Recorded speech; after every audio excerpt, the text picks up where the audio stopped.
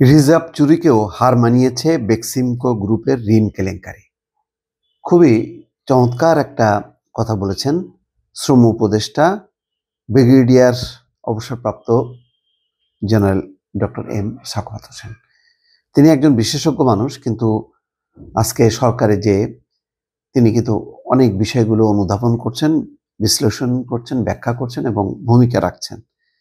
এটা চমৎকার একটা মিল রেখেছেন। বেক্সিমকো যে পরিমাণ চুরি করছে, মানে এটা চুরি টাকা, জনতা ব্যাংক একদম ফোকলা করে ফেলছে। তার পাশাপাশি সোনালী ব্যাংক, তারপর ইসলামী ব্যাংক, কোন ব্যাংকে হাত দেয়নি? হাজার হাজার কোটি টাকা আজকে সব খেলাপি হয়ে গেছে, টাকার হিসাব নেই। তার সমস্ত যত কলকারখানা অধিকাংশই বন্ধ। তিনি বসে আছেন কারাগারে এবং আদালতে এসে বলছেন যে নেত্রী কি নির্দেশ দিয়েছেন, জিজ্ঞাসা করতেছে। আবার বলতেছেন যে তিনি নির্দেশ দিয়েছেন যে রেডি থাকতে। আর 10,000 তার শ্রমিক কেন মানে রাস্তায় নামে না, এই পরিকল্পনা করতেছে। আসলে এগুলি হলো সরকারও মানে দুধ কলা দিয়ে সাপ পুষতেছে আর কি। এইগুলিকে মানে ওই যে টাকা আছে তো ওই রকম সম্মান মর্যাদা খাওয়া দাওয়া করে ফিটফাট বাবু করে রাখছে। এগুলি যে চোর, এগুলি যে চোরের চেয়েও জঘন্য, এগুলি সরকার ভুলে যাচ্ছে। তার ওই যে নুরানি দাড়ি দেখে মনে করছে না জানি কি বাপ রে বাপ, হাজি লোক। যাকে এগুলি ভাই বলতে চাই না, এগুলি মেজাজ খারাপ হয়। আমি বলতে শক্ত কথা বলতে পারি না, ভদ্রভাবে বলি, কিন্তু জানি মনে হয় একটু ধৈর্যচ্যুতি করছে।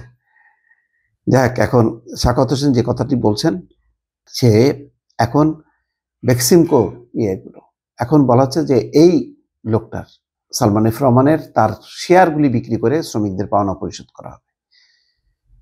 দেখেন, ব্রিগেডিয়ার সাখাওয়াত বলছেন বেক্সিমকো নামে টেক্সটাইল এবং অ্যাপারেলস লিমিটেড নামে 11টি ব্যাংক এবং একটি আর্থিক প্রতিষ্ঠান থেকে 28,544 কোটি 14,000 টাকা ঋণ নেওয়া হয়েছে। সন্দেহ করা হচ্ছে উপযুক্ত জামানত ছাড়াই এই ঋণ নেওয়া হয়েছে। এর মধ্যে সোনালী ব্যাংক থেকে 1,424, অগ্রণী ব্যাংক থেকে 420, রূপালী ব্যাংক থেকে 986 কোটি 72 টাকা, আর জনতা ব্যাংক থেকে নিচে 23,285 কোটি টাকা ঋণ। জনতা ব্যাংকে তার কোন শালা দুলাভাই ছিল আল্লাহ জানে, মানে খুলে দিছে একেবারে, নে যত নিতে পারবি নিয়েছে। পাবলিক মানি ভাই, এগুলি হলো পাবলিক মানি, জনগণের টাকা চলে গেছে তার পকেটে।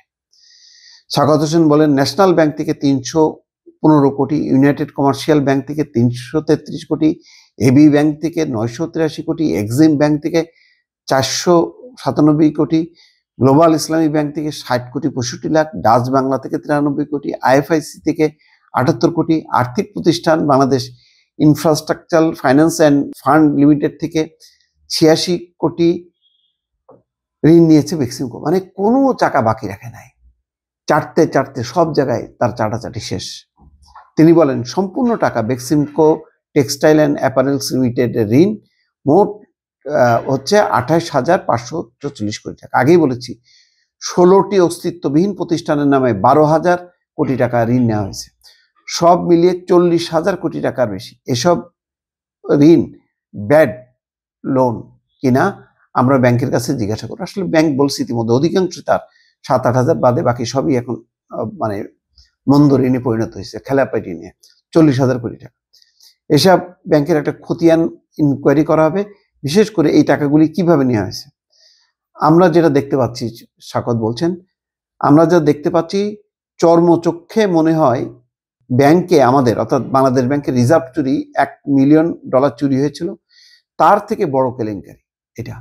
1 মিলিয়ন, অর্থাৎ এই টাকা আমাদের টাকা, আপনার টাকা, ট্যাক্সের টাকা ব্যাংকে রেখেছে লোকজন, সেখান থেকে এটা উজাড় করা হয়েছে। আমি বলছি না, সেখান থেকে উজাড় করা হয়েছে।